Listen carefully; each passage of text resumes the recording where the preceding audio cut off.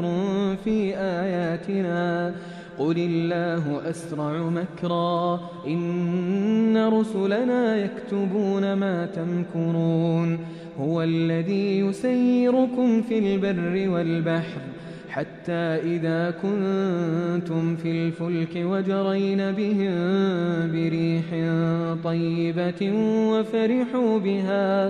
وفرحوا بها جاءتها ريح عاصف وجاءهم الموج من كل مكان وظنوا أنهم أحيط بهم دعوا الله مخلصين له الدين لئن أنجيتنا من هذه لنكونن من الشاكرين فلما أنجاهم إذا هم يبغون في الأرض بغير الحق يا أيها الناس إنما بغيكم على أنفسكم متاع الحياة الدنيا ثم إلينا مرجعكم فننبئكم بما كنتم تعملون إنما مثل الحياة الدنيا كماء إن أنزلناه من السماء فاختلط به نبات الأرض مما يأكل الناس والأنعام حتى إذا أخذت الأرض زخرفها وزينت وظن أهلها أنهم قادرون عليها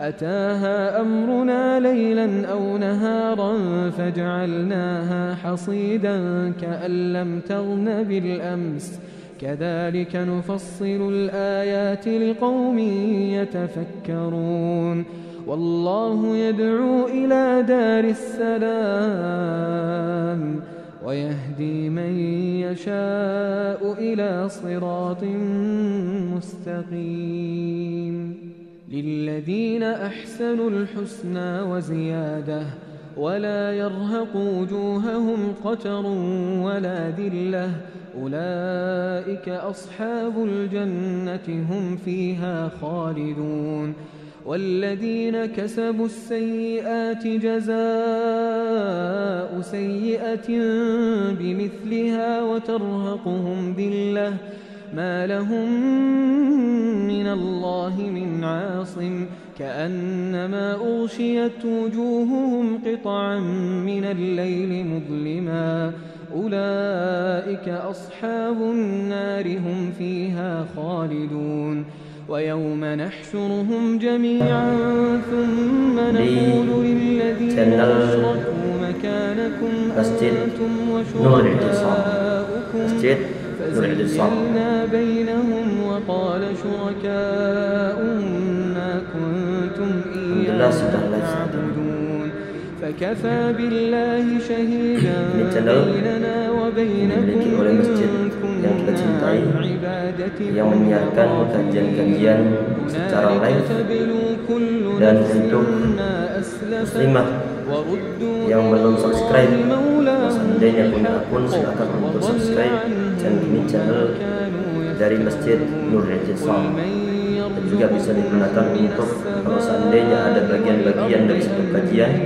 yang disampaikan di sini kemudian ada yang terlewat, catatan yang mungkin yang belum sempat untuk tertuliskan, mungkin bisa digunakan untuk murojaah, digunakan untuk menambah catatan yang kurang, insyaallah. Bismillahirrahmanirrahim. Tadi tema yang kita bahas, insyaallah ini adalah tentang kita kemanakan harta kita. Pembahasan ini secara sepintas ini secara sepintas hanya diperuntukkan untuk orang-orang yang berduit saja, secara sepintas. Padahal enggak. Semua umat manusia mereka memiliki harta, walaupun toh nanti level antara si A sama si B tentunya berbeda. Tapi yang jelas yang akan kita bahas nanti ini adalah menyangkut kita semua, baik nanti untuk orang kaya baik orang yang perekonomiannya standar, baik nanti yang perekonomiannya mungkin sederhana. Semoga yang kita bahas nanti ini diberikan kemanfaatan oleh Allah Subhanahu wa taala insyaallah. Amin ya rabbal alamin. Dan semoga yang akan dibahas bisa kita ambil ibrah dan bisa kita praktekkan kebaikan-kebaikan di dalamnya insyaallah. Amin ya rabbal alamin. Bismillahirrahmanirrahim. Pembahasan pertama yang perlu untuk disampaikan, saya menyebutkan suatu firman Allah Subhanahu wa taala. A'udzu billahi minasyaitonir rajim. Zuyyina lin-nasi hubbus syahawati min nisa'i wal banina wal qanatiril muqantarah minadh dhahabi wal fiddati wal khayl musawwamati wal an'ami wal harth. Al-ayah. Kata Allah Subhanahu wa taala yang artinya dijadikan indah pada pandangan manusia kecintaan kepada apa yang diinginkannya ataupun yang diingini, yaitu yang berupa nisa, berupa kaum wanita, ataupun wal banina, berupa anak-anak, wal qanatiril muqantarah, harta benda yang banyak, minadh dhahab wal fiddah, berupa zahab emas ataupun berupa perak, wal khayl, berupa wal khayl musawwamah, kuda pilihan, kemudian wal an'ami wal harth, binatang-binatang ternak, wal harth, dan juga sawah ladang. Ini adalah harta benda yang dimiliki oleh umat manusia dan memang bawaannya umat manusia itu dia amat cinta terhadap harta benda. Semua orang cinta pada harta benda walaupun level kecintaannya berbeda. Walaupun toh nanti cara perlakuan terhadap harta benda tersebut mau diapakan juga berbeda. Cara membelanjakannya bagaimana antara si A sama si B tentunya berbeda. Intinya bahwa Allah Subhanahu wa taala menciptakan manusia dengan diberikan suatu fitur dalam tanda kutip kecintaan terhadap harta benda. Bahkan sebagian di antara riwayat, sebagian di antara ayat Al-Quran, di antara ayat Al-Quran, Allah Subhanahu wa taala, inna ja'alna ma'al ardi zinatan laha. Sesungguhnya kami menjadikan apa yang di atas bumi sebagai zinatan laha, sebagai perhiasan bumi itu sendiri.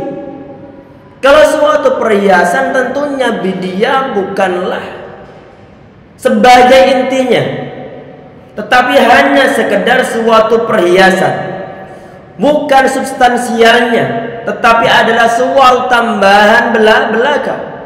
Sehingga kalau itu adalah harta benda yang kita miliki, kemudian anak-anak yang kita miliki, semua itu adalah merupakan suatu zinatan, suatu perhiasan. Maka nanti pertanyaannya, perhiasan yang ada di dunia ini, baik berupa anak-anak kita, baik berupa harta benda yang kita miliki, apakah nanti bermanfaat saat kita berada di akhirat ataukah tidak? Di kelanjutan ayat yang tadi mengatakan, Allah mengatakan, Allahu indahu husnul ma'ab, dan di sisi Allah Subhanahu wa taala tempat kembali yang baik, yaitu surga tentunya. Memang Allah Subhanahu wa taala telah menciptakan semua yang ada di muka bumi untuk umat manusia, untuk umat manusia. Dan juga Allah Subhanahu wa taala telah memberikan suatu pelengkap ataupun suatu fitur dalam diri umat manusia, dalam tanda kutip, bahwa dia cinta harta dunia. Tetapi Allah Subhanahu wa taala mengingatkan, wallahu indahu husnul ma'ab, dan di sisi Allah tempat kembali yaitu surga. Tentunya surga ini tidak akan didapatkan oleh orang-orang yang dia itu sembrono dalam menggunakan harta benda-bendanya. Tentunya umat manusia secara umumnya dibagi menjadi dua kategori. Dari sisi apa? Dari sisi sikap dia terhadap harta benda. Yang pertama bagaimana? Yang pertama adalah harta benda yang dia miliki ataupun dunia yang dia huni saat ini, dan apapun yang dia klaim sebagai miliknya, dianggap bahwa itu adalah tujuan utamanya. Ini kelompok yang pertama. Di saat dunia dijadikan sebagai tujuan utamanya, biasanya dia tidak akan ingat akhirat, tidak akan ada suatu pertimbangan untuk mendapatkan suatu pahala, tidak akan ada suatu pertimbangan untuk menghindari suatu dosa. Yang dia takuti hanya aturan dunia, tanpa ada kepikiran mendapatkan suatu pahala ataupun menghindari suatu dosa. Sehingga orang-orang yang tidak beriman, yang menjadikan dunia ini sebagai tujuan utamanya, yang mereka takuti bukan masalah suatu yang bersifat ghaib, yaitu semisal Allah SWT, bukan sesuatu yang bersifat ghaib yang semisal surga ataupun neraka. Karena dalam kamus mereka nggak ada surga, nggak ada neraka. Yang mereka takuti hanyalah peraturan dunia. Khawatir ketangkap KPK, khawatir ditangkap polisi, khawatir di masa warga, khawatir digebukin oleh orang di saat dia mencuri, ataupun alasan-alasan dunia yang lainnya. Untuk masalah pahala, masalah dosa, tidak terfikirkan sama sekali. Ini kelompok yang pertama, yaitu yang menjadikan dunia dia jadikan sebagai tujuan utamanya, dijadikan sebagai suatu target yang tanpa bisa ditawar-tawar lagi. Sehingga orang-orang yang menjadikan dunianya sebagai target dan tidak ingat akhirat sama sekali, maka dia tidak akan keberatan di saat dia itu berantem sesama saudara gara-gara rebutan warisan, putus ikatan tali silaturahim, ikatan kerabatan.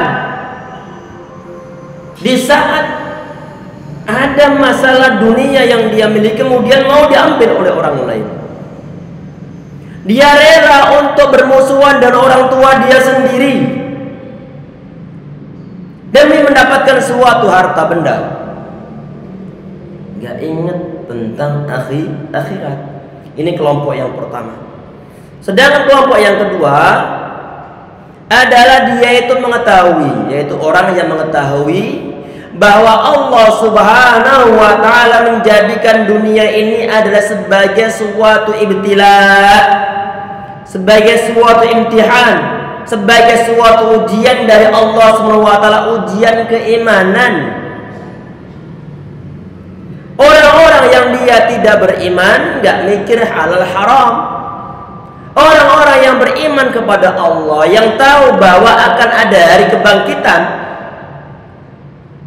maka dia tahu bahwa nanti suatu saat akan dibangkitkan oleh Allah Subhanahu wa ta'ala dan akan diminta tanggung jawab oleh Allah Subhanahu wa ta'ala akan apa yang telah dia kerjakan selama dia berada hidup di dunia. Sehingga dia akan berhati-hati. Karena kenapa? Karena dia sedang dites, sedang diuji oleh Allah SWT. Apapun dia itu posisinya, jabatannya, berapapun harta kekayaan yang dia miliki, apakah dia orang biasa, apakah dia orang kaya, apakah dia tajir melintir, orang-orang yang beriman, dia tahu bahwa dunia ini adalah merupakan suatu hal yang semua berisi ujian dari Allah Subhanahu wa ta'ala. Harta benda yang dia miliki saat ini digunakan untuk apa? Dan bagaimana cara dia mendapatkannya?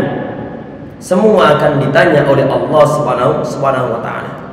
Sehingga walaupun toh harta benda dunia ini secara basicnya dicintai oleh umat manusia, bahkan mereka tuhibbunal mala hubban jamma, kata Allah Subhanahu wa ta'ala, dan kalian mencintai harta benda dengan kecintaan yang berlebihan, dan kecintaan yang berlebihan. Walaupun berlebihan, misalnya yang dimiliki rasa cinta yang dimiliki oleh sebagian di antara umat manusia, Berhubung dia beriman, maka kalau seandainya dia itu diberikan harta benda oleh Allah Subhanahu wa taala yang banyak, maka dia tidak akan lupa ada hak-hak orang lain yang perlu untuk dia tunaikan dari harta yang dia pegang saat itu. Dia nggak akan lupa. Karena kenapa? Karena dia beriman. Karena dia beriman.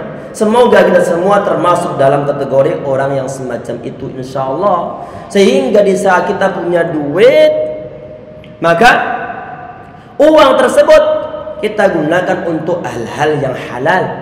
Untuk hal-hal yang halal. Walaupun tahu misalnya di saat ditanya, apakah duit yang antum miliki saat ini, yang antum miliki saat ini telah cukup? Kemudian dibilang kalau mau sih, kalau bisa sih pengennya nambah aset lagi.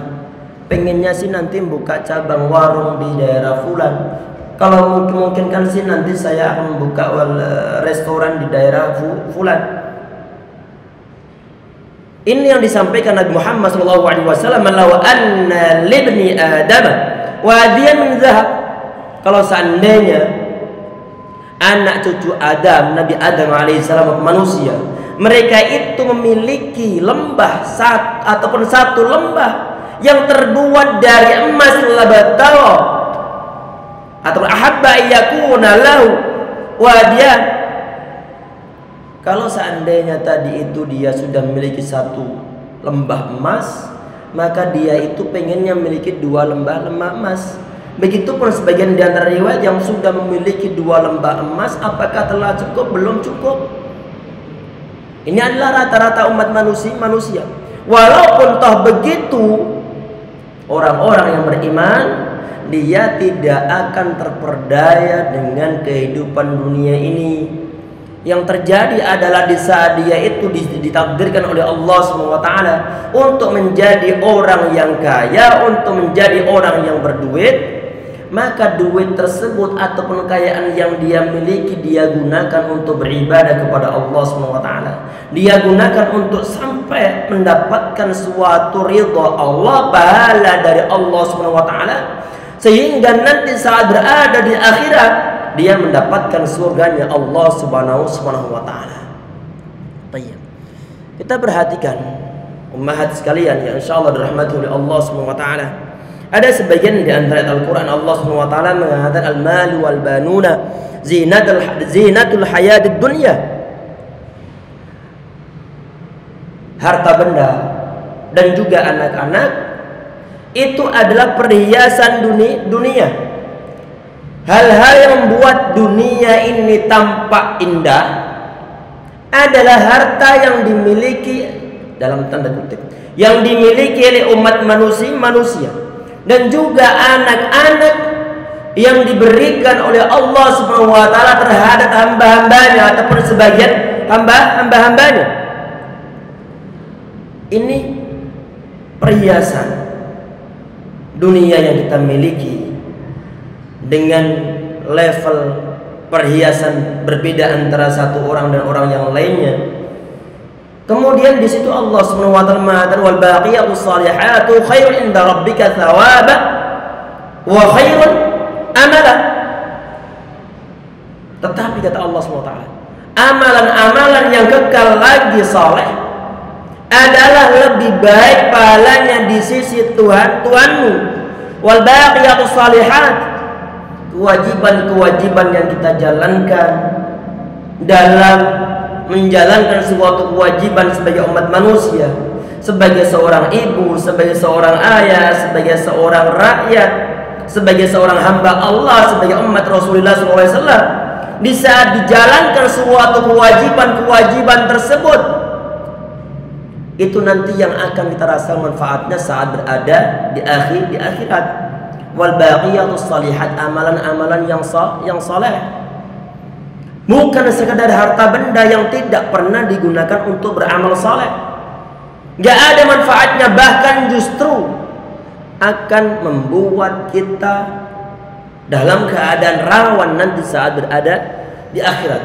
Pertanggungjawaban cukup besar di saat harta benda yang diberikan oleh Allah Subhanahu wa taala kepada kita semuanya Walaupun toh misalnya cuma sekedar sepeda ontel saja untuk menggoes, walaupun toh cuma sekedar motor butut saja, itu pun adalah merupakan di antara bentuk dari suatu harta benda. Di saat harta benda tersebut tidak disalurkan kepada mustinya, tentunya bahaya akan kita dapatkan nanti saat berada di akhirat. Hisab Allah SWT akan berat. Amalan-amalan saleh yang kita kerjakan, baik kesunahan, baik suatu kewajiban, baik kewajiban tersebut berupa membelanjakan harta benda kita tasarrufkan ataupun kita salurkan untuk sedekah, untuk zakat, untuk infak, untuk kita berikan terhadap fakir miskin, itu pun nanti akan kita rasakan manfaatnya saat berada di akhirat. Berarti bukan hanya sekedar suatu perhiasan yang mati tanpa kita investasikan di jalan Allah Subhanahu wa taala. Jadi semua tadi itu adalah tentang masalah baqiyah salihat. Sahabat Umar bin Khattab radhiyallahu anhu dalam suatu hadis, sanad hadis ini adalah sanad hadis yang sahih. Sahabat Umar bin Khattab radhiyallahu anhu beliau mengatakan, "Allahumma inna la nastadi'u illa an nafraha biha zayyantahu lana." Ya Rabb, kata beliau, kami ini enggak bisa kecuali kami itu berbahagia dengan apa yang telah Engkau perhiaskan kepada kami. Ada harta benda yang dimiliki oleh umat manusia, termasuk dimiliki oleh sahabat Umar bin Khattab radhiyallahu anhu. Harta benda tersebut dijadikan oleh Allah Subhanahu wa taala, termasuk anak-anak kita pula dijadikan oleh Allah Subhanahu wa taala zinatan hayat dunya, sebagai perhiasan dunia. Kata beliau, kata sahabat Umar bin Khattab, la nastati'u illa an nafraha bima zayyantahu lana. Kami enggak bisa kecuali memang enggak mau berbahagia dengan apa yang telah Engkau perhiaskan kepada kami. Dengan menggunakan perhiasan-perhiasan tersebut, ada harta benda yang kita miliki, kita bahagia. Ada anak yang terlahir dari hasil pernikahan kita pun bersyukur kepada Allah Subhanahu wa taala. Ada honor dari suami-suami anti yang diberikan oleh Allah Subhanahu wa taala kepada keluarga anti semuanya. Berbahagia adalah hal yang wajar. Anak-anak yang terlahir kemudian dia saleh, masya Allah, itu adalah perhiasan dunia. Kita juga nggak disalahkan kalau seandainya kita itu berbahagia. Karena kenapa? Karena itu adalah di antara bentuk syukur kita kepada Allah Subhanahu wa taala. Apakah selesai sampai di situ? Enggak selesai sampai di situ. Sahabat Umar bin Khattab radhiyallahu anhu beliau mengatakan, "Allahumma inni as'aluka an unfiqahu fi haqqi," kata beliau.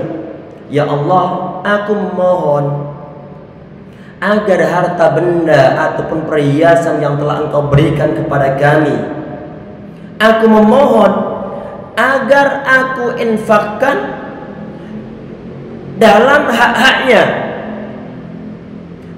Kami mohon ya Rabb, memohon kepadamu, harapan kami bahwa di saat kami ini berbahagia dan perhiasan yang telah Engkau berikan kepada kami semuanya, harapan kami menyalurkan, menginfakkan harta benda tersebut adalah pada hak-haknya. Pada hak-haknya. Ada sebagian di antara hadis Nabi Muhammad SAW, beliau mengatakan bahwa Allah SWT berfirman, ini hadis yang sahih, dalam suatu hadis qudsi, kata Allah, inna anzalnal mala liqamatis shalah wa ita'iz zakah, wa kama qala alaihi wasallam. Dalam riwayat beliau meriwayatkan dari Allah Subhanahu wa taala dalam suatu hadis qudsi, kata Allah, sesungguhnya saya ataupun aku, kata Allah Subhanahu wa taala, menurunkan harta benda diberikan kepada umat manusia adalah untuk menegakkan salat, untuk mengeluarkan zakat. Penafsiran para ulama untuk digunakan dalam berbagai amal soleh.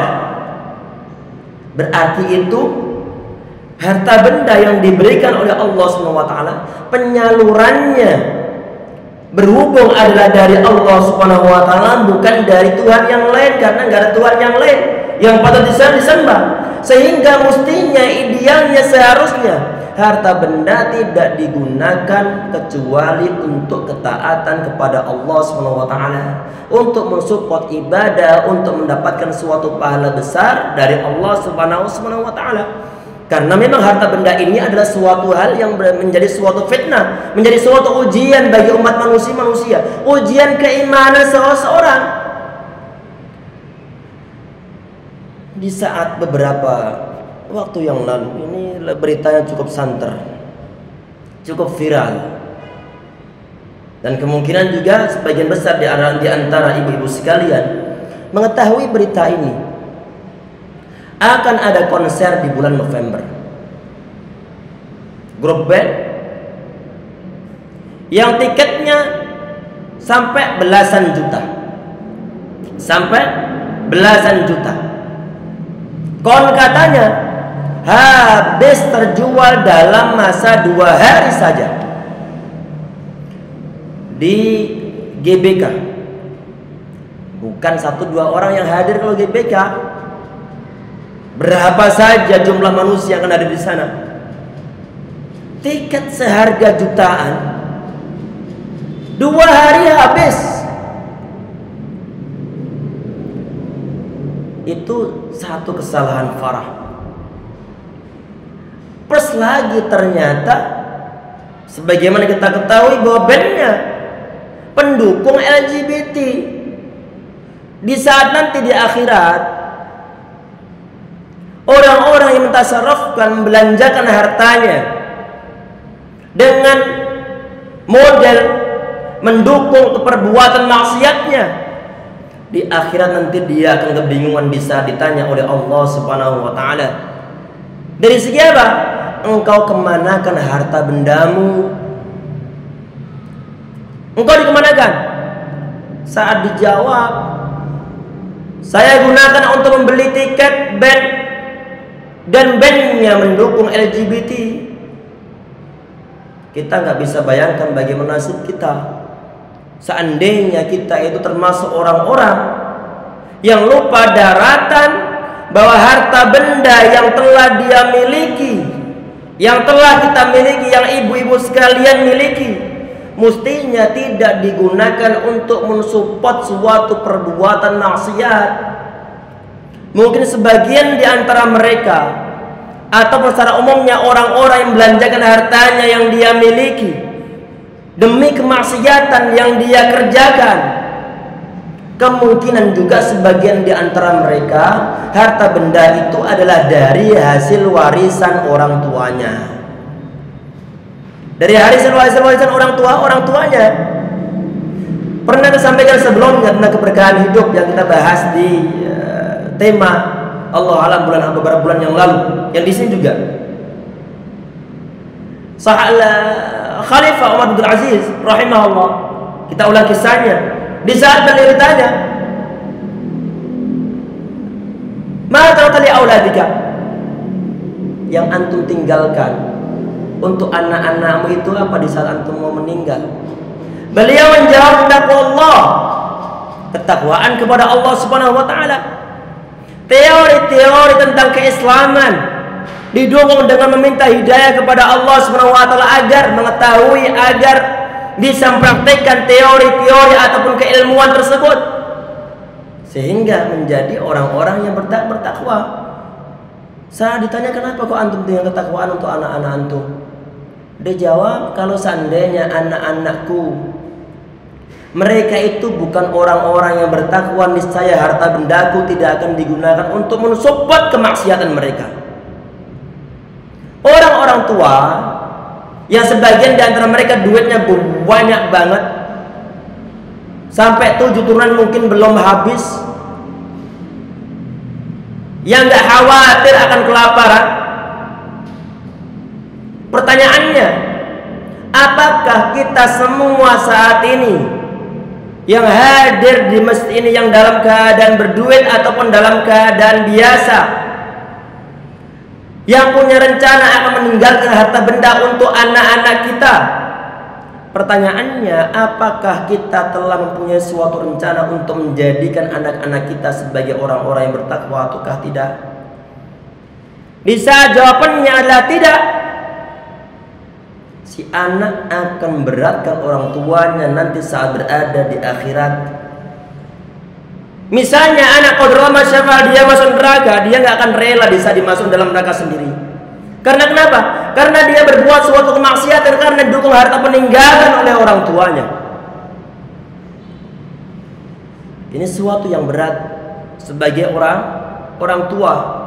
Sehingga pastikan bahwa kita ini di saat akan meninggalkan harta benda untuk anak-anak kita, minimal diusahakan agar anak-anak ini adalah anak-anak yang saleh, anak-anak yang bertakwa, anak-anak yang sabar, anak-anak yang paham batas-batas agama, sehingga nanti harta benda yang mereka miliki akan digunakan untuk mensupport kebaikan-kebaikan, akan harum namanya di sisi umat manusia, di sisi Allah Subhanahu wa taala. Pahala-pahala akan dikirim kepada orang tuanya yang telah meninggal. Karena kenapa? Karena melalui mereka harta benda ini ditinggalkan oleh anak untuk anaknya, disalurkan untuk hal-hal yang baik. Karena tentunya nanti pada hari kiamat, la tazulu qadama 'abdin yaumal qiyamah. Kaki seorang hamba itu dia belum akan bergeser meninggalkan hadapan Allah Subhanahu wa taala sampai dia ditanya 4 hal. Di antaranya apa? Di antaranya adalah an mali, tentang harta bendanya. Min aina iktasabahu, dari mana dia dapatkan?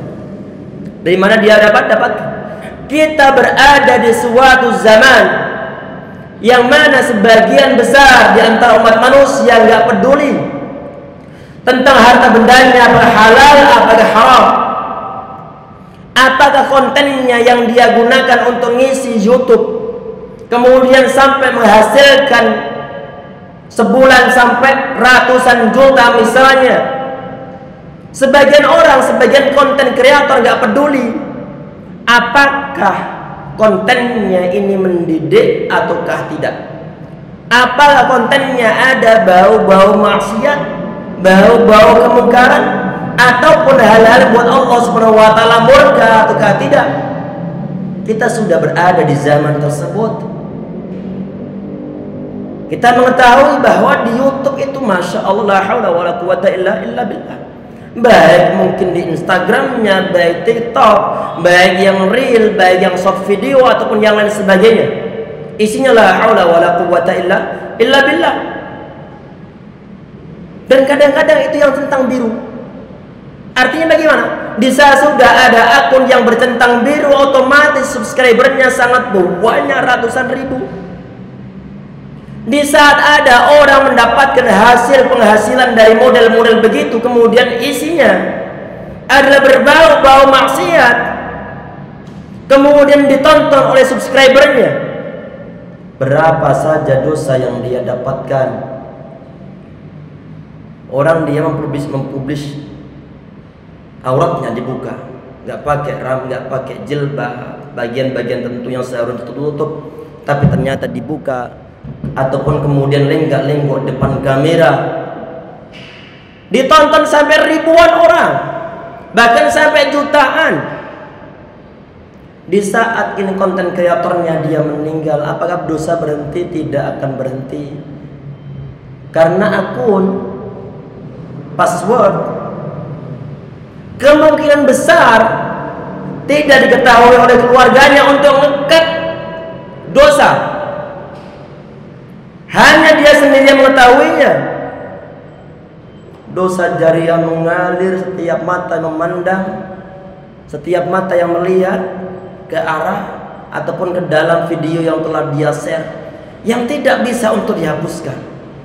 Kita nggak bisa membayangkan, satu kali tonton saja misalnya berbarengan sampai jutaan orang. Belum lagi nanti misalnya di hari berikutnya diulang, di hari berikutnya diulang, di hari berikutnya diulang. Akan bertahap itu konten sampai kapan? Sampai internet gak ada, Sampai kapan internet gak ada? Allahu alam. Allahu alam. Kita ini berada di suatu zaman yang mana zaman-zaman kita saat ini, orang-orang ataupun sebagian di antara umat manusia dia tidak peduli tentang hal haram dari harta yang dia dapatkan. Sama sekali dia nggak peduli. Yang penting dia pikirkan adalah duitnya banyak. Orang-orang semacam ini yang hanya mikir masalah duitnya banyak, masalah nanti duitnya banyak ini apakah dari halal apakah dari yang haram, dia nggak peduli. Maka dia masuk dalam kategori yang pertama tadi itu, yang menjadikan harta dunia sebagai tujuan utama, nggak peduli. Masalahnya kadang-kadang kita sebagai orang tua berbangga dengan anaknya seorang YouTuber secara mutlak, nggak peduli, misalnya nggak peduli konten dari anaknya ini apa. Masalahnya begitu. Kalau seandainya konten kreator, masya Allah, isinya sedekah untuk masalah niatnya masalah lain ya.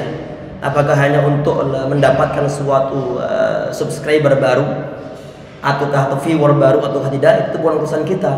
Tapi yang jelas lebih baik daripada yang kelompok pertama tadi itu. Mungkin berupa sedekah, mungkin berupa kajian-kajian, kumpulan-kumpulan ceramah-ceramah yang mungkin bagus yang sudah dipotong kemudian telah meminta izin kepada asatidnya, ataupun muatan-muatan yang lain membantu fakir miskin, ngasih pemberian kepada mereka. Itu nanti. Sedangkan kalau orang tua nggak peduli, dia hanya memikirkan masalah duit yang diberikan oleh anaknya karena anaknya seorang YouTuber misalnya, dengan hasil yang sangat besar. Ini pun nanti orang tua akan kena getahnya kapan? Saat berada di akhirat. Sehingga perlu untuk diwaspadai ummahat sekalian yang insyaallah dirahmati oleh Allah Subhanahu wa taala, tentang anak-anak kita di saat mereka itu adalah menjadi konten kreator dari suatu YouTube ataupun dari platform yang lainnya, sehingga nanti kita sebagai orang tua tidak akan berat pertanggungjawaban di sisi Allah Subhanahu wa taala. Tentunya di zaman kita saat ini, akhwat sekalian, ummahat sekalian yang insyaallah dirahmati oleh Allah Subhanahu wa taala, sebagian besar di antara umat manusia ataupun sebagian di antara umat manusia cukup mudah untuk mendapatkan duit di internet. Dan ini adalah merupakan suatu fitnah besar bagi umat manusia. Fitnah di sini ada suatu godaan besar bagi umat manusia. Godaan dari segi keimanan dia. Apakah dia rela untuk tidak mengambil bagian karena khawatir nanti dia termasuk di antara konten kreator kemaksiatan? Ataukah dia menetapkan diri dia untuk mengambil bagian menjadi seorang konten kreator, tetapi dengan berprinsip sangat kuat tidak mengisi akunnya kecuali dengan hal yang positif yang terjauhkan dari kemurkaan Allah Subhanahu wa taala. Fitnah cukup besar, godaan cukup besar. Nabi Muhammad SAW dalam suatu hadis yang sahih, beliau mengatakan, "Inna likulli ummatin fitnah." Sesungguhnya setiap umat itu memiliki suatu fitnah, memiliki suatu ujian, memiliki suatu godaan, memiliki suatu hal yang mengganggu keimanan mereka. Setiap umat itu ada. Nabi Muhammad beliau mengatakan, "Wa inna fitnata ummati al-mal." Sesungguhnya fitnah yang terdapat dalam umatku itu adalah harta benda. Harta benda. Harta benda mudah untuk dapatkan sebagian di antara umat manusia. Dia mudah untuk mendapatkan, satu hari, satu bulan sampai mungkin miliaran. Sebagian di antara lainnya ada fitnah pula yang berupa apa? Berupa kurangan harta benda. Baik yang banyak harta benda ataupun yang kurang harta benda. Dua-duanya adalah merupakan suatu ujian keimanan. Keimanan. Nabi Muhammad SAW. Tapi yang paling berat adalah ujian keimanan di saat seorang itu dia dalam kondisi lapang, dalam kondisi kaya. Itu yang paling berat. Dan itu yang ditakutkan Rasulullah sallallahu alaihi wasallam.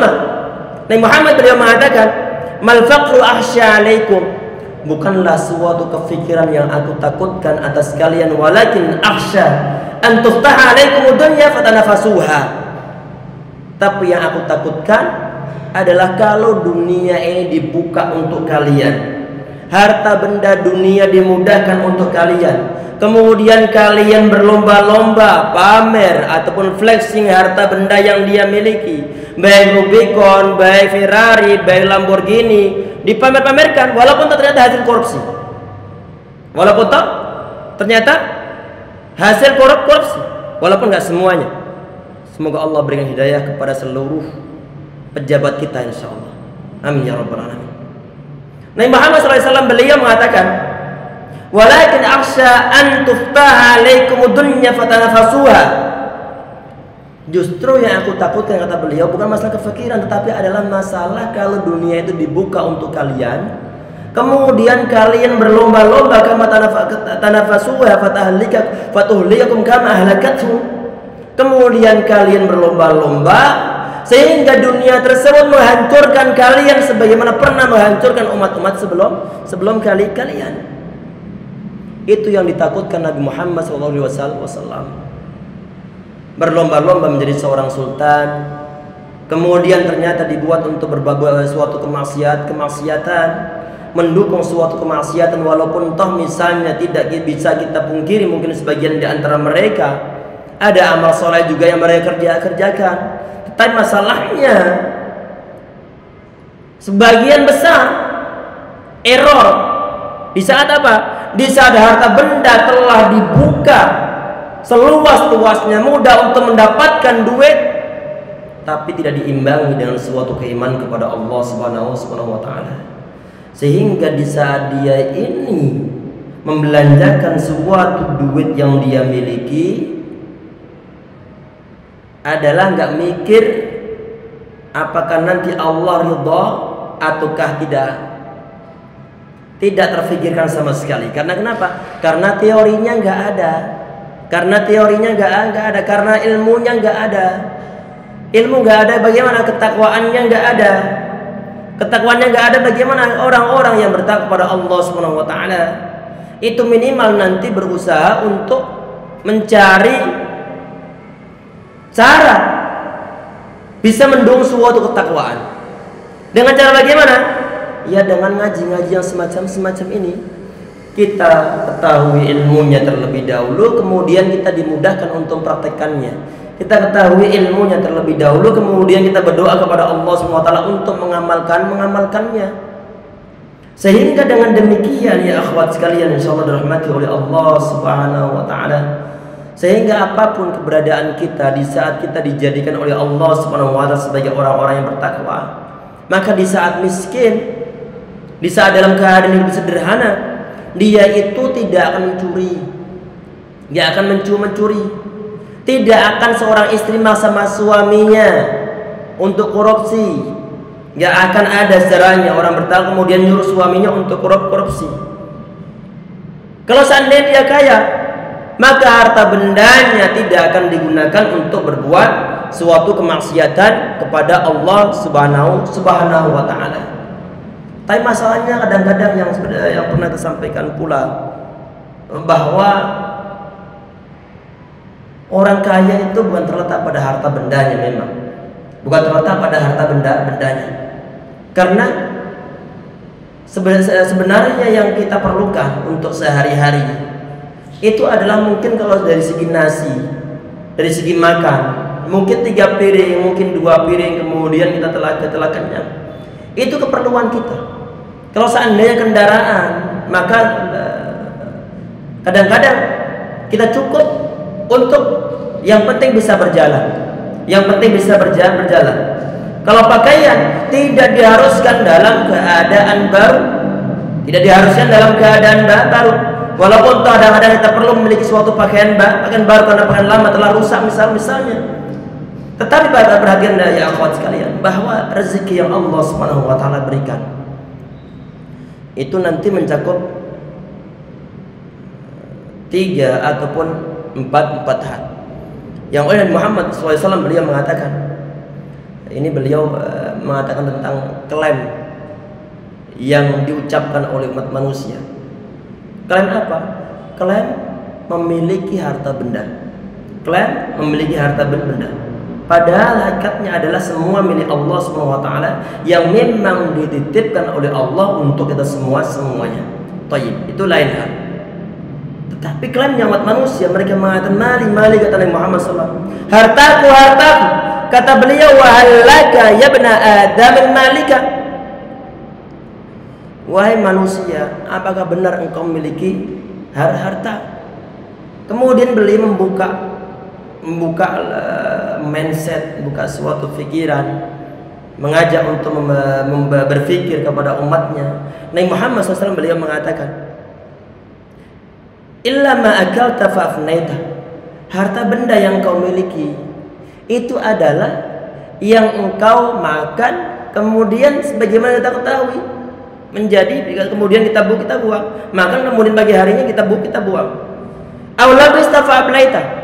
Ataupun yang kita pakai, ataupun yang Anda pakai kemudian engkau rusak-rusakkan, ataupun engkau kusam-kusamkan, ataupun sudah dalam keadaan lapuk. Aw tasaddaqta fa amdayta. Ataupun yang engkau sedekahkan kemudian nanti terlewat dan manfaatnya kita rasakan nanti saat berada di akhirat. Jadi cuma 3 hal tadi itu, akhwat, umat sekalian. Yang kita makan, yang kita pakai, mungkin berupa rumah, mungkin berupa suatu kendaraan, mungkin berupa tempat tinggal, mungkin berupa baju atau kendaraan, itu masuk dalam kategori yang kedua. Untuk yang pertama sama yang kedua, ini adalah rezeki kita yang diberikan oleh Allah Subhanahu wa taala. Termasuk diantaranya adalah yang ketiga ini, yaitu sesuatu yang kita sedekahkan. Untuk yang 2 hal pertama sama yang kedua ini, kita nggak merasakan suatu manfaatnya saat berada di akhirat, dan saat tidak kita gabungkan, tidak kita niatkan untuk Allah SWT. Sedangkan yang hakiki yang kita miliki, yang bermanfaat saat berada di akhirat, adalah yang telah kita sedekahkan, yang telah kita sedekahkan. Tapi perhatikan, kalau misalnya ada orang dia memiliki harta yang masya Allah, aset dimanapun juga dia miliki, nggak dia makan semuanya, nggak dia naikin semuanya, hanya sebagai atas nama si fulan. Kadang-kadang seseorang sebagian di antara umat manusia, dia itu memiliki suatu cabang dari suatu perusahaan ataupun suatu restoran di suatu tempat, dia belum pernah ke sana.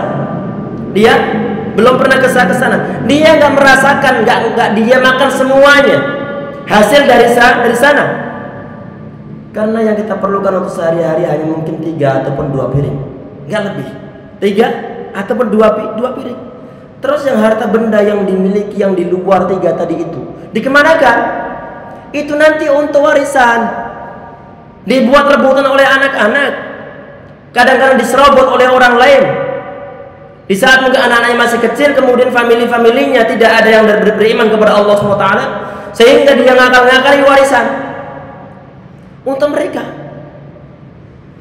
Kalau kita sadar bahwa harta benda yang kita miliki itu adalah yang kita makan, dan juga yang kita naiki, yang kita pakai, yang kita tinggali berupa suatu rumah, dan yang telah kita sedekahkan, maka tentunya kita itu di saat misalnya ada sebagian di antara kasus, ada orang yang mungkin dia memiliki harta yang berlimpah, saat di total misalnya sampai miliaran, atau yang nggak perlu tinggi-tinggi, misalnya maksimal misalnya ada 1 miliar total dari asetnya.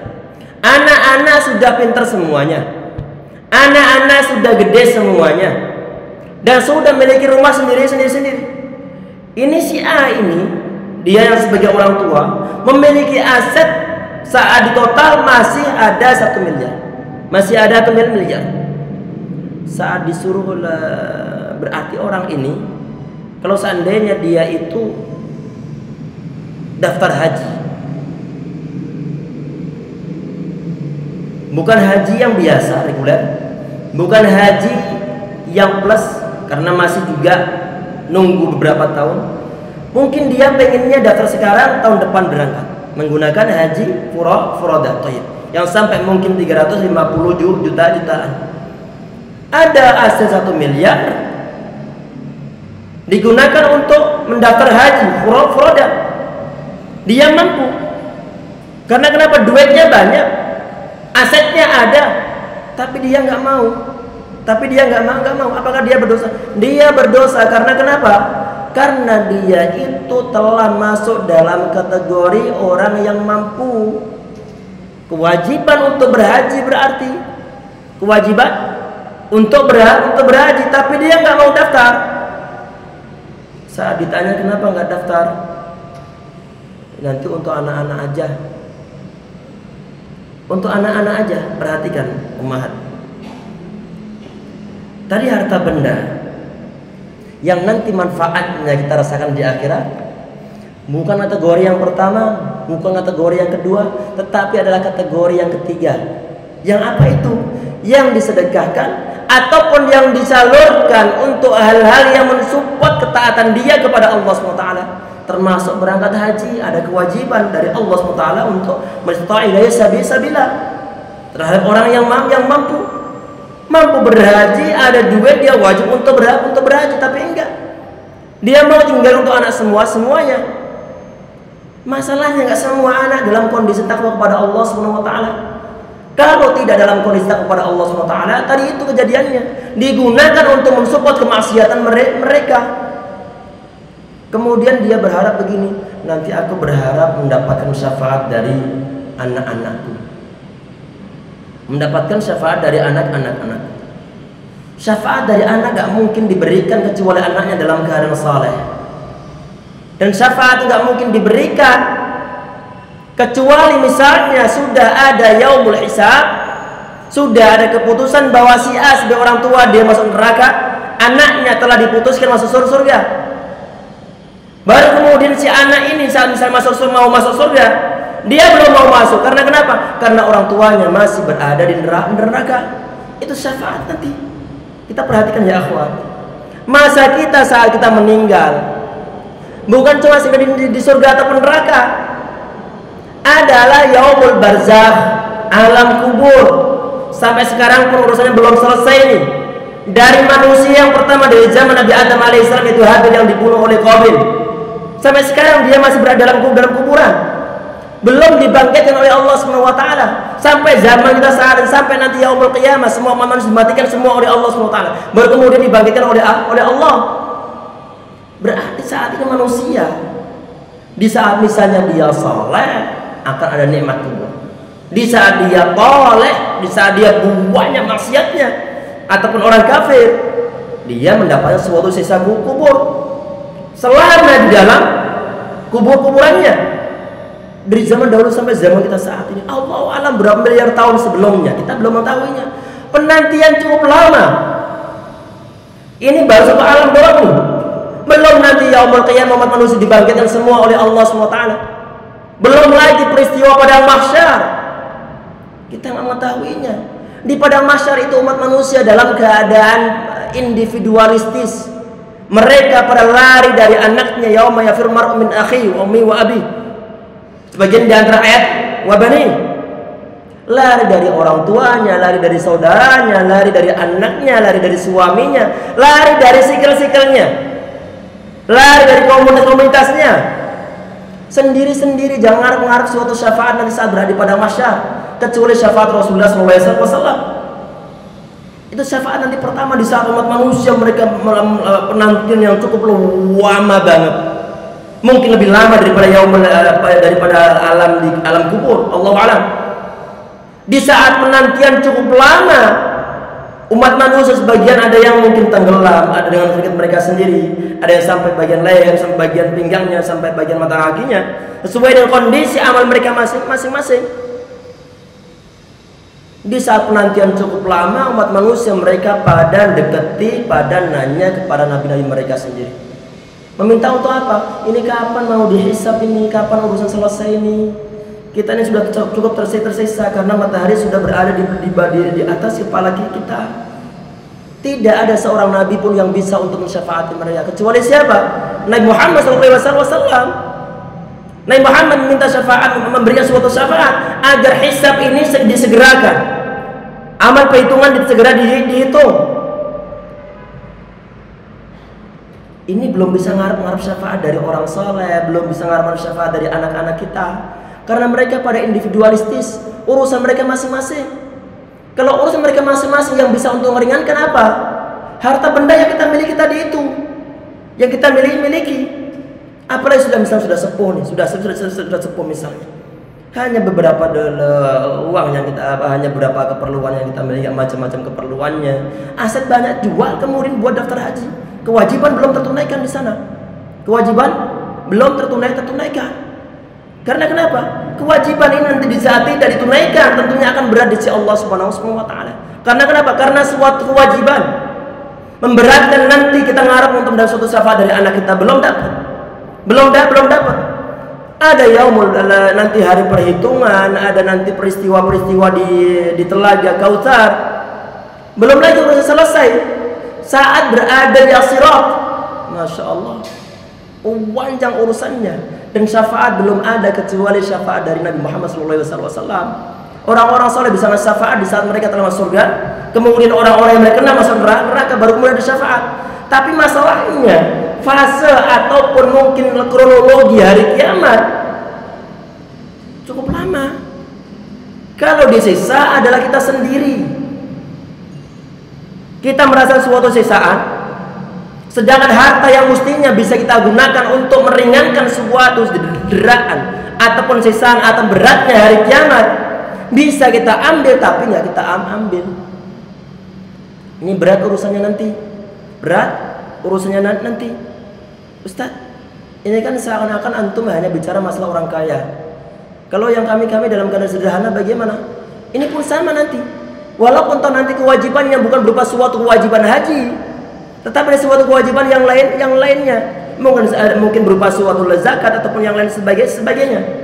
Intinya bahwa kita ingat harta benda yang ditinggalkan ataupun yang diberikan oleh Allah Subhanahu wa taala adalah mestinya idealnya digunakan untuk taat kepada Allah Subhanahu wa taala. Sepeda motor yang kita gunakan ataupun yang digunakan oleh seorang laki-laki mestinya idealnya tidak digunakan untuk boncengin pacarnya, untuk boncengin ceweknya. Tidak akan digunakan untuk bekerja dalam hal-hal yang diharamkan oleh Allah Subhanahu wa taala. Karena kenapa? Karena menginfakkan, belanjakan harta tidak pada mestinya. Mestinya kemana kan? Digunakan untuk berbuat suatu ketaatan kepada Allah Subhanahu wa taala. Tentunya ini kita perlu hidayah dari Allah Subhanahu wa taala. Dan selalu ingat bahwa tadi itu yang ditinggalkan adalah yang dalam keadaan setelah kita meninggal itu dibuat untuk anak-anak kita. Di saat kita membahas masalah ini, tidak bisa diartikan bahwa kita harus meninggalkan anak dalam keadaan kurang-kurang. Nauzubillah, nggak begitu konsepnya, nggak begitu cara pemahamannya. Kalau seandainya kita meninggalkan harta benda yang banyak untuk anak-anak kita, jangan sampai lupa untuk diimbangi masalah ketakwaan mereka kepada Allah Subhanahu wa taala. Ini yang terus untuk kita ingatkan, biar nanti kita sebagai orang tua yang mensupport, yang mensuplai, yang menghadirkan ataupun yang menyediakan harta mereka yang banyak dari berupa harta warisan, tidak malah membuat umat manusia mereka lalai. Tadi itu ya akhwat sekalian, umat sekalian yang insyaallah dirahmati oleh Allah Subhanahu wa taala, yang ditakutkan Nabi Muhammad SAW bukan masalah kefakiran, tetapi adalah kalau dunia ini dibuka seluas-luasnya untuk umat manusia, mereka mudah untuk mendapatkan suatu harta benda, tapi justru kemudian mereka lupa kepada Allah Subhanahu wa taala. Ar-ra'au staghna. Innal insana yatagha ar-ra'au staghna. Umat manusia mereka itu melampaui batas. Saat kapan? Ar-ra'au staghna. Saat dia melihat dirinya itu merasa berkecukupan. Kalau sudah merasa berkecukupan, kalau iman enggak ada, maka dia itu akan melampaui batas. Melampaui batas bagaimana? Mestinya batasannya adalah batasan-batasan yang diberikan oleh Allah Subhanahu wa taala. Bagaimana? Harta benda digunakan untuk mensupport ketaatan. Itu batasannya. Di saat itu ataupun lingkaran ketaatan. Di saat sudah digunakan untuk berbuat suatu kemaksiatan, otomatis batasannya yang telah dilewati. Ini yang disebut sebagai tagha, la yatagha, ataupun orangnya adalah tugha, melampaui batasan-batasan yang telah Allah Subhanahu wa taala berikan. Merasa kecukupan, sehingga sebagian di antara umat manusia memang mereka lupa kepada Allah Subhanahu wa taala, lupa bahwa dia itu adalah abid, adalah budak ataupun adalah hamba Allah Subhanahu wa taala, yang mestinya di saat apalagi dia itu ngeklaim bahwa dia adalah sebagai umat Islam, mestinya dia itu taat kepada peraturan agama Islam, bukan taat pada peraturan diri sendiri ataupun hawa nafsunya. Tetapi ini adalah suatu perjuangan yang amat berat. Oleh karena itu, semoga kita semua diberikan hidayah oleh Allah Subhanahu wa taala untuk terus mau perbaiki diri, untuk terus mau menambal kekurangan, untuk terus berusaha mendekatkan diri kepada Allah Subhanahu wa taala, sehingga nanti saat berada di akhirat kita diringankan beban kita oleh Allah Subhanahu wa taala. Amin ya rabbal alamin. Nabi Muhammad SAW, ini ada suatu hadis disampaikan oleh sahabat Abdurrahman bin Auf. Beliau menceritakan tentang keadaan beliau dan juga para sahabat yang lainnya di saat zaman Nabi Muhammad SAW, dikomparasikan dengan setelah Nabi Muhammad SAW beliau meninggal. Ini padahal masih di zaman sahabat. Beliau mengatakan, "Ubtulina ma'a Rasulullah SAW bitarra'i fasabarna." Kami diuji oleh Allah SWT saat bersama Rasulullah SAW. Dengan apa? Dan dharra, dengan kesempitan, baik berupa mungkin tekanan orang-orang kafir ataupun berupa suatu kesempitan ekonomi. Diuji oleh Allah Subhanahu wa taala. Kata beliau, fasabarna. Kami bisa bersabar. Bisa bersabar. Karena yang bukan itu yang dikatakan Nabi Muhammad SAW. Sehingga termasuk hal yang ringan. Tsumma tulina ba'da bisarra'i falam nasbir. Yang kata beliau, kemudian setelah beliau meninggal, kami diuji oleh Allah Subhanahu wa taala dengan sarra, dan suatu kebahagiaan. Mungkin berupa ditaklukkannya negara-negara lain di bawah kepemimpinan Islam, sehingga harta benda banyak, sehingga harta rampasan rampasan perang juga amat banyak. Tapi ternyata nggak bisa bersabar. Falam nasbir. Kenapa nggak bisa bersabar? Mungkin sebagian di antara umat di zaman tersebut sudah ada sebagian di antara mereka lupa daratan. Itu di zaman, padahal zaman dekat dengan zaman Nabi Muhammad SAW. Apalagi zaman-zaman kita saat ini. Di saat kita itu mendapatkan suatu ujian dari Allah Subhanahu wa taala, berupa ujian suatu kelapangan, ujian suatu kelancaran rezeki, maka yang bisa ngerem adalah rasa khauf kepada Allah Subhanahu wa taala. Perlu ada khauf, rasa takut pada Allah Subhanahu wa taala, takut pada murkanya Allah Subhanahu wa taala, takut melanggar suatu aturan Allah Subhanahu wa taala, takut dimasukkan dalam neraka. Ini yang disebut sebagai khauf. Di satu sisi perlu harus ada rojak pula. Roja itu adalah suatu harapan agar Allah Subhanahu wa taala di saat misalnya kita itu lagi beribadah kepada Allah, kita berharap ibadah kita diterima oleh Allah Subhanahu wa taala, dibalas dengan surganya Allah Subhanahu wa taala. Di saat kita itu berbuat suatu dosa ataupun kesalahan dan kita bertaubat, harapan kita, roja kita adalah kita itu diampuni oleh Allah Subhanahu wa taala. Jadi kata para ulama, antara khauf sama roja ini harus berimbang. Harus berimbang. Diibaratkan oleh para ulama, ibaratnya adalah sebagaimana seekor burung. Seekor burung itu dia tidak akan bisa terbang dengan normal selama sebelah sayapnya ada yang patah, ada yang sakit, ada yang nggak normal. Nggak mungkin bisa terbang. Di saat dulu kita masih main capung di kampung, kemudian kita belum mengetahui hukumnya. Sebagian di antara kita mungkin matain satu sebelah sayap capung. Yang terjadi bagaimana di saat dia mau terbang? Adalah muter. Kenapa kok muter? Rencananya dia itu mau terbang, tapi dia nggak bisa terbang. Karena kenapa? Karena dorongan terhadap angin itu hanya sebelah sayapnya, sedangkan sebelah sayapnya lagi nggak dorong, sehingga muter begini. Roja sama khauf itu harus berimbang. Harus ada takwa kepada Allah SWT, dan harus ada harapan mendapatkan surga dari Allah Subhanahu wa taala. Kata para ulama juga membahas masalah hal ini. Orang-orang yang dalam keadaan kaya, dalam keadaan lapang, dalam keadaan sehat walafiat, dalam keadaan bahagia, sisi khaufnya harus dipertebal. Saya ulang, bahwa orang-orang yang dalam keadaan kaya, dalam keadaan makmur, dalam keadaan sehat, dalam keadaan bahagia, dalam keadaan riang, sisi khaufnya ataupun sisi takutnya kepada Allah harus dipertebal dengan cara mungkin membaca tentang azab Allah Subhanahu wa taala, dengan juga merasa bahwa Allah Subhanahu wa taala mengawasi, dengan merasa dan juga perlu baca tentang masalah sisa Allah Subhanahu wa taala, azab Allah Subhanahu wa taala, perlu baca tentang neraka. Karena kenapa? Karena kalau orang dia itu dalam keadaan makmur, sedangkan dia tidak ada takut kepada Allah Subhanahu wa taala, maka kemakmuran akan dia gunakan untuk berbuat suatu kemaksiatan. Yang bisa ngerem apa? Yang bisa ngerem adalah khauf, takut kepada Allah. Enggak ada khauf, maka dia semau-mau dia.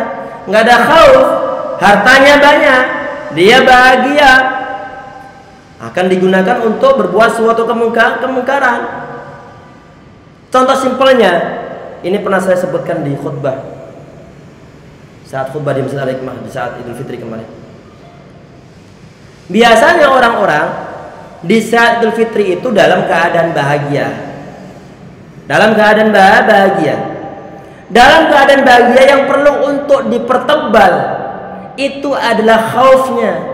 Karena kenapa? Karena kalau nggak begitu, maka momen Idul Fitri digunakan untuk joget-joget, untuk datangkan artis, untuk datangkan orkes dangdut, joget-joget bareng. Terjadi di mana? Daerah-daerah saya sana. Untuk di sini Allah wa'ala. Untuk di sini Allah wa'ala. Dalam keadaan bahagia, yang perlu ditebelin adalah khauf. Adalah khauf. Karena yang bisa ngerem ini takut kepada Allah SWT, takwa kepada Allah SWT. Enggak ada takwa, udah akhirnya dia berbuat semau-mau dia.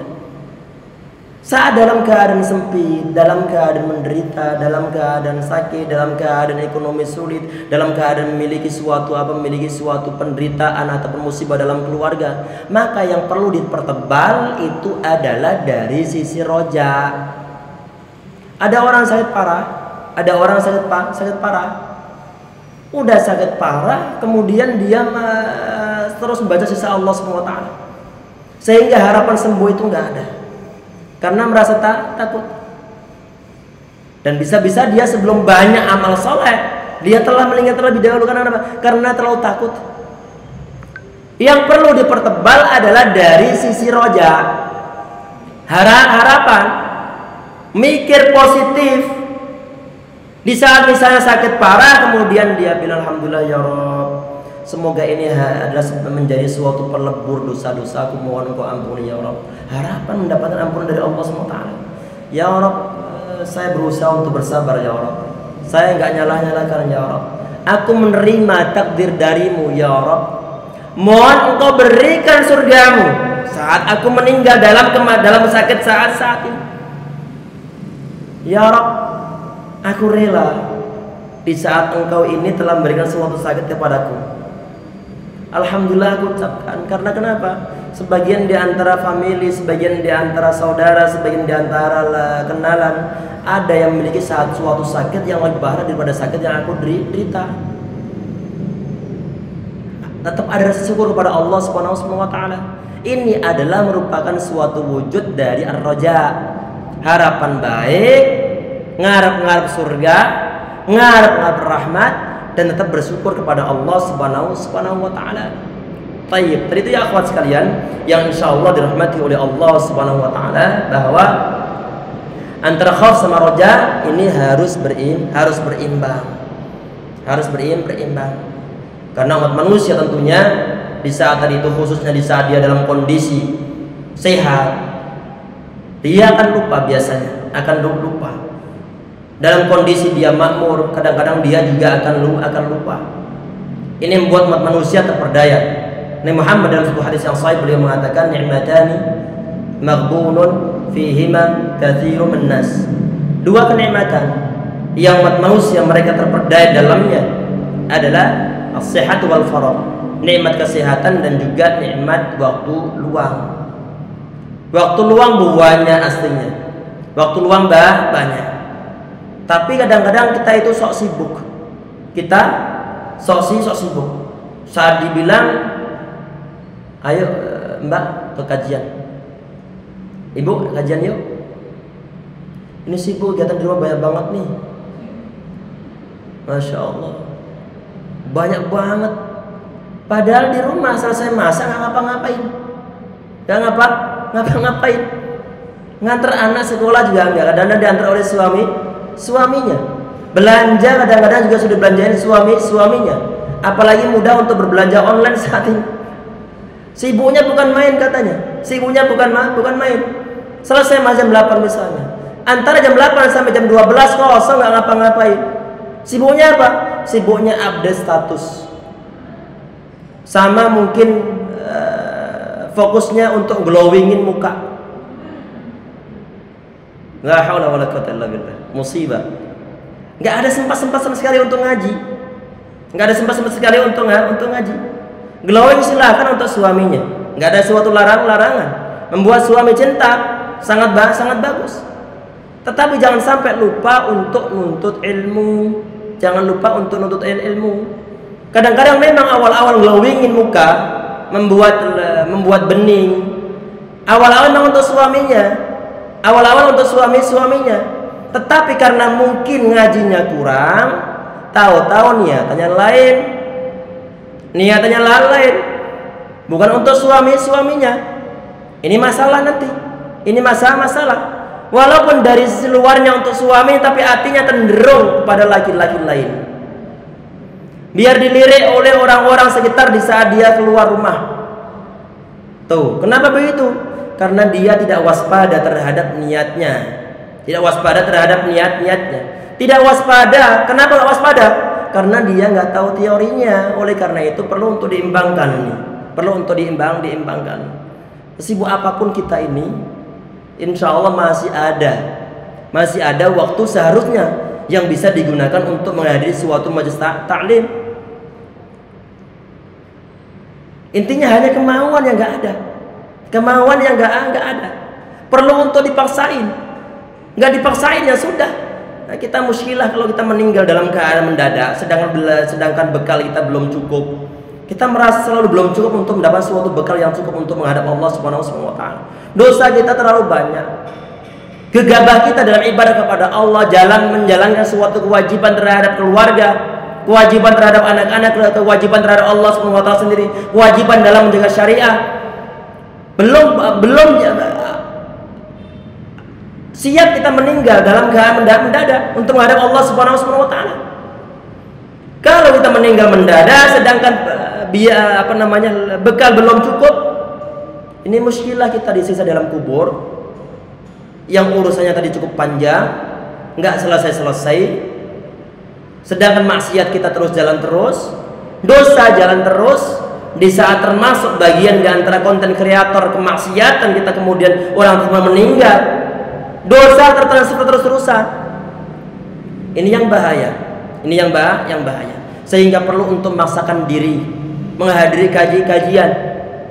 Karena terus terang, walaupun toh nanti misalnya keluar kajian yang saat dalam kajian dan kita dalam keadaan semangat untuk ibadah kepada Allah, dalam keadaan kita itu mencintai Allah karena diingatkan, dalam keadaan iman kita itu naik, walaupun toh nanti setelah keluar sudah mulai turun lagi, nggak jadi masalah. Yang penting sudah ada ikhtiar, ada sebagian waktu yang digunakan untuk menuntut ilmu syariah agama Islam, sehingga perlu untuk dipaksakan, perlu untuk dibiasakan, perlu untuk dijadwalkan, perlu untuk dibela-belain. Nggak dibela-belain maka pertemuan perdana dia akan langsung hilang lagi, hilang lagi.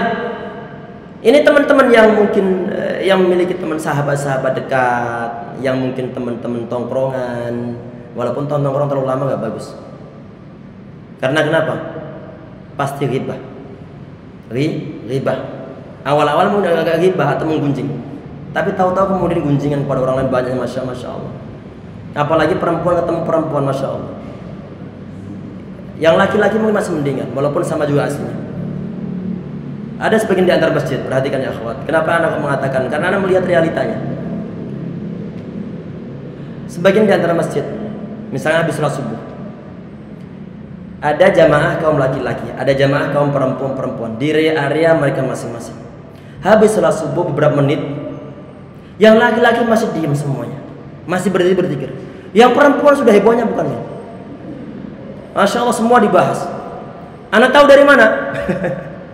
Karena kebetulan saat itu anak nggak terlalu jauh dari tempat perempuan-perempuan yang ada satir-satirnya.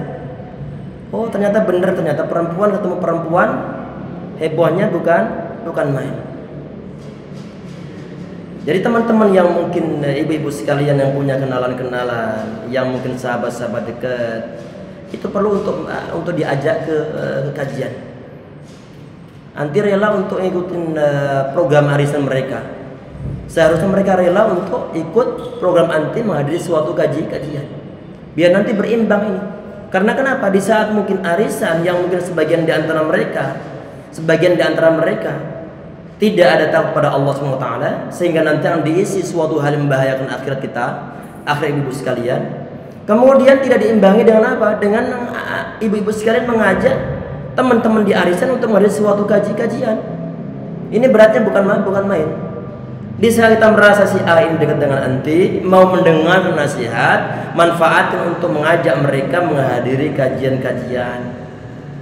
Biar nanti bagaimana? Biar nanti kalau misalnya suatu saat ada suatu poin atau ilmu kebaikan yang disampaikan oleh seorang ustaz, seorang ulama dalam kajian, kebetulan anti belum bisa praktek dan teman anti bisa praktek, maka termasuk amal jariah bagi anti. Amal jariah bagi anti. Man dalla ala khairin falahu mislu ajri fa'ilihi kama qala wasallam.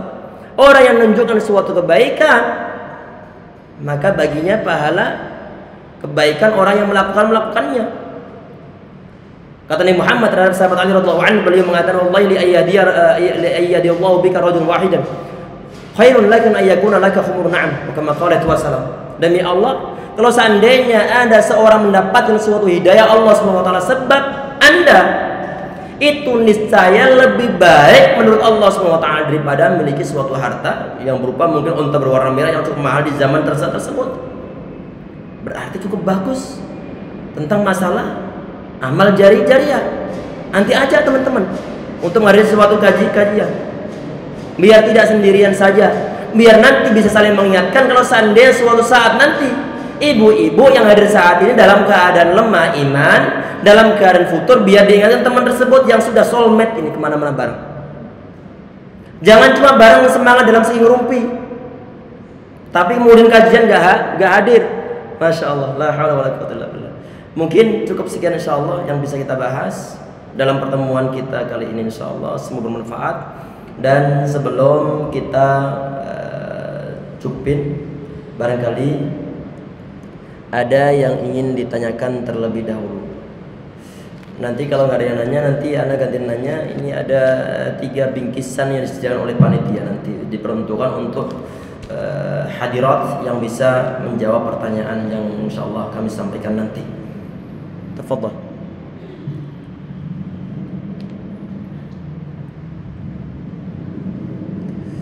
Silakan, tafadhal, barangkali ada.